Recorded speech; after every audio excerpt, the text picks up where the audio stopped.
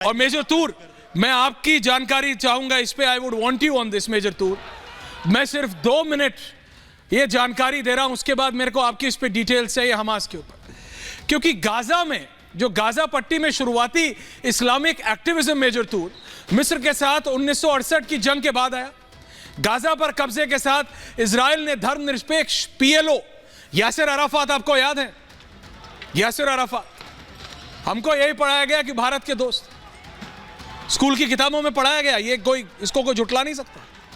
PLO के गुटों का शिकार किया, लेकिन इस्लामिक एक्टिविस्टों के खिलाफ मिस्र के पिछले शासकों के कठोर प्रतिबंधों को हटा दिया, जबकि इजराइल ने कई वर्षों तक PLO और उसके प्रमुख गुट फतह के धर्मनिरपेक्ष राष्ट्रवादियों के प्रतिकार के रूप में इस्लामिक एक्टिविस्ट और ग्रुप्स को बर्दाश्त किया। ये असलियत है, और कभी कभी प्रोत्साहित भी किया। फायदा पाने वाले कार्यकर्ताओं में गाजा में मुस्लिम ब्रदरहुड के नेता शेख अहमद यासीन, ये नाम याद रखिएगा, शेख अहमद यासीन भी शामिल थे। और ये मैप देखते रहिएगा, जिन्होंने 1969 में इजराइल की तरफ से मान्यता प्राप्त चैरिटी इस्लामिक समूह मुजामा अल इस्लामिया का भी गठन किया। इजराइल ने संगठन को गाजा में मस्जिद, क्लब, स्कूल और एक पुस्तकालय निर्माण करने की इजाजत दी थी। यह सब हो रहा था साल 1979 में। गाजा के कार्यवाहक गवर्नर जिस्ताक सेगेव, अगर मैं नाम सही प्रोनाउंस कर रहा हूं, ने कहा कि उन्हें यासीन के इरादों के बारे में कोई भ्रम नहीं था। उन्होंने ईरान में इजराइल के मिलिट्री अटैचे के रूप में एक इस्लामिक आंदोलन से शाह को बेदखल होते देखा। वो ये कह रहे हैं, हालांकि सेगेव के मुताबिक यासीन और उनकी चैरिटी इस दौरान इजराइल के प्रति 100% शांतिपूर्ण थी, और सेगेव और अन्य इजरायली अधिकारियों को इस्लाम के दुश्मन के रूप में देखा जाने का डर था। ये चीजें हो रही थी, लेकिन मेजर तूर, एक वो नक्शा ले आइए मेरे और मेजर तूर के साथ इजराइल का। इजराइल के लोअर एंड पे गाजा पट्टी है और ऊपर है, आप समझ रहे हैं, एक तरफ हमास है, एक तरफ हिजबुल्लाह है। हिजबुल्लाह को इंटरनेशनल सपोर्ट है। कहा जाता है हिजबुल्लाह ट्रेनिंग देता है हमास के लोगों को। कई बार टेररिस्ट जाते हैं, हिजबुल्लाह ट्रेन करता है और वापस हम भेज देता है। लेकिन जो गाजा पट्टी है वो एक तरह से नीचे से पैक्ड है, वाटर लॉक्ड है। इजराइल ने कर रखा है कि गाजा के लोग वाटर में भी, वाटर बॉडी के थ्रू भी बियॉन्ड अ नॉटिकल माइल नहीं जा सकते। तो इनको सपोर्ट कहां से आता है, ये आम व्यक्ति समझना चाहता है। गाजा पट्टी को आपने आइसोलेट किया हुआ है, हिजबुल्लाह दूर है जियोग्राफिकली, तो हाउ डू दे इंटरैक्ट? देखिए ऐश्वर्या, जहां तक पैलेस्टाइन और इजराइल सरकार की बात है, ये इजराइल की सरकार ने 19,000 फिलिस्तीनियों को पासेस दिए हुए हैं, जो कि एवरी डे बेसिस पे इजराइल आते हैं। ये जानना जरूरी है। अपनी नौकरियां करते हैं।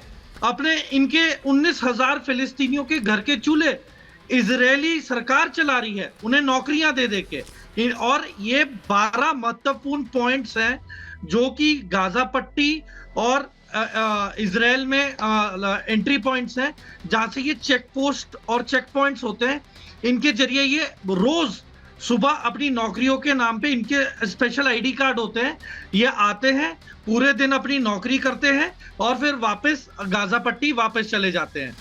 तो अब अनुमान ये लगाया जा रहा है कि जो इनका इंटेलिजेंस गैदरिंग था, वो इसी 19,000 वर्कफोर्स ने इंटेलिजेंस गैदरिंग की थी, पिन पॉइंट कि किसके घर पे कितने मेंबर रहते हैं, उनका अलार्म सिस्टम क्या है, उनका रिस्पांस सिस्टम क्या है, उनके सिक्योरिटी के क्या क्या बंदोबस्त हैं, इनके हाइडिंग बंकर्स कहाँ पे हैं जब एयर रेड होती है।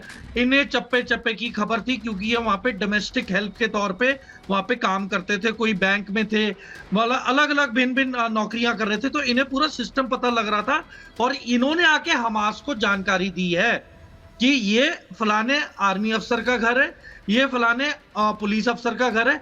तो इन्होंने पूरा ही जो बॉर्डरिंग एरिया था गाजा पट्टी और इजराइल के बीच, ये पूरी जानकारी इन्होंने हमास को दी। नंबर 1।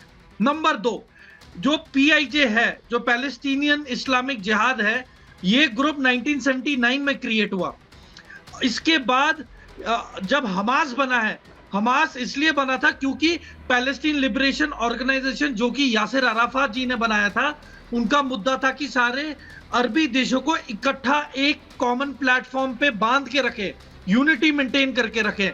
पर हमास एक ऑर्गेनाइजेशन थी जो कहती थी कि आप अपनी नेगोशिएशन और पीस ट्रीटी के बल पे अपना पॉलिटिकल करियर बनाइए, हम वायलेंस के थ्रू और फोर्स के थ्रू हम अपनी बात मनवाएंगे इजराइल से और बदला लेंगे जितने भी मासूम पैलेस्टीनी मारे जा रहे हैं बॉर्डरों पे।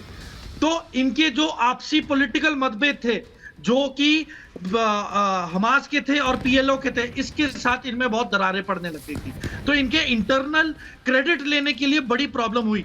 तो अभी ये जो रॉकेट अटैक हुआ है जो PIJ ने किया है, ये इंटरनल क्रेडिट की वजह से ही ये प्रॉब्लम आई है, क्योंकि हर एक वहां पे टेररिस्ट ऑर्गेनाइजेशन अपने आप को आगे बढ़ा के बताना चाहती है कि हाँ, हमने भी पलटवार किया है, हमने भी। लेकिन इसके अंदर एक ट्विस्ट है मेजर तूर।